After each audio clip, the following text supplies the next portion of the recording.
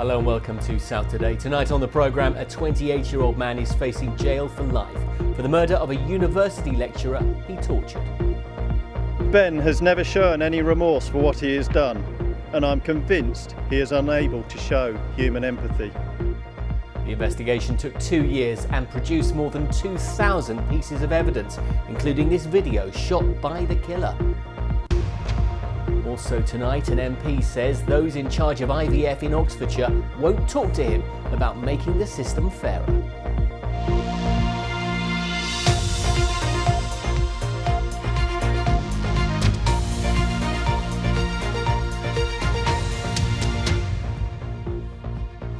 Good evening. First tonight, this man has been convicted of murder. He is Benjamin Field, the church warden who manipulated and killed an English lecturer in the Buckinghamshire village of Maids Moreton. Peter Farker, who was 69, had believed he was in a genuine caring relationship with Ben Field. In fact, he was being drugged and deceived by a man who was after his money. Today, Field has been found guilty of Peter Farker's murder. His co-accused, Martin Smith, has been cleared of all charges. They were both acquitted of plotting to kill a retired headmistress on the same street. Anne Moore-Martin lived just 3 doors away from Peter Farker. Later in the programme, we'll hear the extraordinary story of how Ben Field seduced and conned them both. But first, Jeremy Stern has this report from Oxford Crown Court. Peter Farker was murdered in his own home in Maids Moreton. Drugs and alcohol were found in his system. He may also have been suffocated. Today, Ben Field was held responsible. Ben has never shown any remorse for what he has done, and I'm convinced he is unable to show human empathy. Ben's arrogance led him to believe that he would literally get away with murder. "I think I'll get away with most of it," he said to Martin Smith. Mr. Smith met Field at Buckingham University. He was on trial for murder and fraud. After being cleared of all charges, Mr. Smith said he was relieved the ordeal was over. He said he'd learned some lessons for the future, to be his own person and to choose his friends very carefully. In a statement, the Farker family described Field's behaviour as astonishing. Listening to the trial and hearing Ben Field give his evidence about what he did to Peter has been extremely difficult. His actions have been unbelievably callous, and he has told lie after lie after lie in order to achieve his goals, deceiving everyone he met. Tom Field, Ben's younger brother, was cleared of fraud. Ben Field will be assessed by psychiatrists before being sentenced. Well, we're told this was a highly unusual case in terms of how Peter Farker and Anne Moore-Martin were treated and the amount and type of evidence police have been working with. Officers read thousands of pages of Mr. Farker's diaries. Ben Field also left a trail of evidence. Earlier this year, he admitted several fraud charges. In this special report, Jeremy Stern now investigates how police eventually solved the case. A church minister's son who people trusted. But the head of this police investigation uncovered a very different side to Ben Field. Arrogant, controlling, manipulative. He recorded his thoughts in chilling rhymes. Benjamin's my right hand by which I'll allow you to suffer. The field is the soil and the ground I'll put you under. I'm a showman. You have no chance. You are hopeless from ulcers and regrets. This case has centred on Field's complex relationship with Peter Farker, a former teacher at Stowe School and before that Manchester Grammar. Nobody who met Peter Farker would ever forget him. He was a strict, old-fashioned teacher in many ways, wore a gown, doling out punishments quite a lot.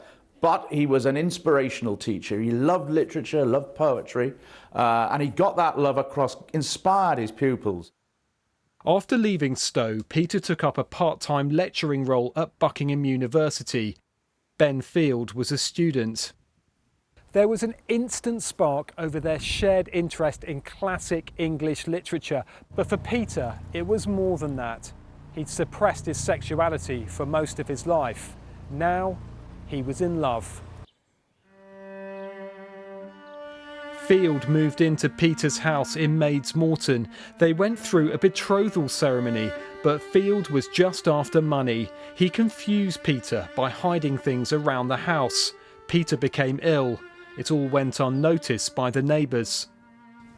I'd seen him talking to Mr. Farquhar, but as a neighbour, you walk past and you think, hello, afternoon, whatever. You just can't think, oh, I don't like the look of them. They look suspicious. But did it look suspicious at all? No. It was kind of, what's the word I'm looking for? Innocent looking. After Peter died, Field inherited £20,000 and a share of the house.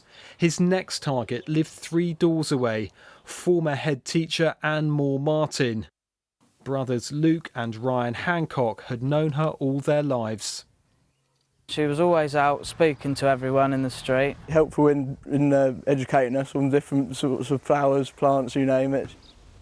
Yeah, she was lovely. Anne Moreton made a shrine for her lover. She died of natural causes in 2017. Field denies drugging her, but she told a friend he'd given her a white powder. This was reported to the authorities, putting Ben Field on the police's radar. The goings-on in Maids Moreton became the focus of a major inquiry.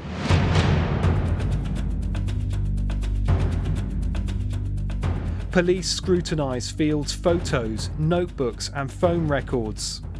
You started looking at the similarities between them in terms of the changing of the wills, mental torment and torture. Peter was injured after a fall. Police found more disturbing evidence. I've never dealt with anybody who has pre-planned, premeditated the kind of mental torment and abuse that these people suffered. He used Anne's Christian faith against her, convincing her messages he wrote on a mirror were from God. Anne's bank received a call about her savings. Hello, good afternoon. You're through to Ian. How can I help? Bear with me just a second, Ian. I'm just going to hand you over to Anne. Field seemed to be in control. I'm thinking of withdrawing all my accounts, the money held in my accounts, sometime, because I have an urgent need for them. I have a very dear friend. Anne was infatuated and willing to hand over her money, just like Peter had. In the months before he died, he thought he was losing his mind. I feel I am so dependent. Field took to filming his distress. It's such a strange world, the whole thing, because on the one hand... What he didn't know was that Field was lacing his food with sedatives.